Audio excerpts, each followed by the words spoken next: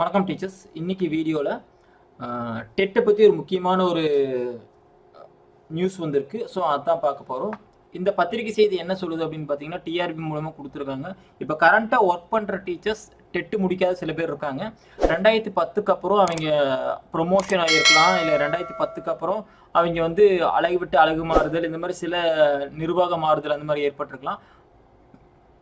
Secondary கிரேட்லேருந்து பிடியாக மாறி இருக்கலாம். சில பேர் பிடியிலேருந்து ஹை ஸ்கூல் ஹெச்எம்மாக மாறி இருக்கலாம். ஸோ இந்த மாதிரி இருக்கிறவங்க வந்து டெட்டு வந்து முடிக்காமல் இருந்திருக்கலாம். ஏன்னா முன்னாடி அவங்க அப்பாயின் பண்ணது 2010க்கு முன்னாடி இருந்திருக்கும். ஸோ இவங்களுக்கு எல்லாமே இப்போ வந்திருக்கிற ரீசன்ட் ஜட்ஜ்மெண்ட் வந்து ஒரு இஷ்யூவாக இருந்துச்சு.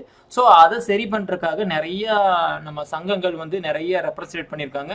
அரசு தரப்புலேயும் நிறைய முடிவுகள் எடுக்கப்பட்டது. கடைசியில் இப்போ என்ன பண்ணியிருக்காங்க அப்படின்னா, உங்களுக்காக ஒரு அரசாணை வெளியிட்டிருக்காங்க.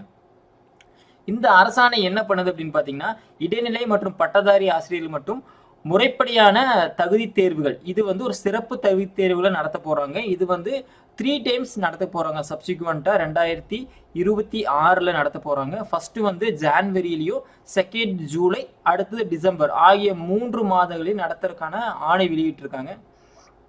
இதில் உத்தேசமான தேதி, அந்த ஃபர்ஸ்ட் எக்ஸாமோட சான்ஸ் வந்து உங்களுக்கு எப்போ இருக்கும் அப்படின்னா, பேப்பர் 1க்கு வந்து 24/1/2026லையும், பேப்பர் 2க்கு வந்து 25/1/2026லையும் உத்தேசமாக வரும்னு சொல்லியிருக்காங்க. இது வந்து கரெக்டாக உங்களுக்கு வந்து 24 வந்து பார்த்தீங்கன்னா சனிக்கிழமை வருது, 25 பார்த்தீங்கன்னா ஞாயிற்றுக்கிழமை வருது.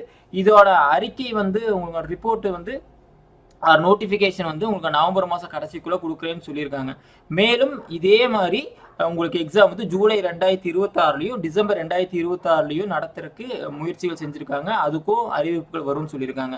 ஸோ இது இப்போ கரண்ட்டாக ஒர்க் பண்ணிட்டு இருக்கிற டீச்சர்ஸ் யாருக்கெல்லாம் டெட் எக்ஸாம் அந்த ஜட்ஜ்மெண்ட்டுக்கு அப்புறம் இஷ்யூஸ் ஆகுதோ அவங்களுக்கெல்லாம் ஒரு கோல்டன் ஆப்பர்ச்சுனிட்டி. ஸோ அதுக்கான ப்ரிப்பரேஷன் பண்ணுங்க. உங்களுக்கு ஏதாச்சும் டவுட் இருந்துச்சு, எதுக்காச்சும் மெட்டீரியல் கிடைக்கல அப்படின்னா கீழே மறக்காம கமெண்ட் பண்ணுங்க. ஸோ டெட்டு கண்டிப்பாக தேவை, எலிஜிபிள் ஆகணும் அப்படிங்கிற நினைக்கிறேன். இப்போ கரண்ட்டாக ஒர்க் பண்ணிட்டு இருக்க டீச்சர்ஸ் எல்லாத்துக்குமே இந்த வீடியோவை ஷேர் பண்ணுங்க. தேங்க்யூ.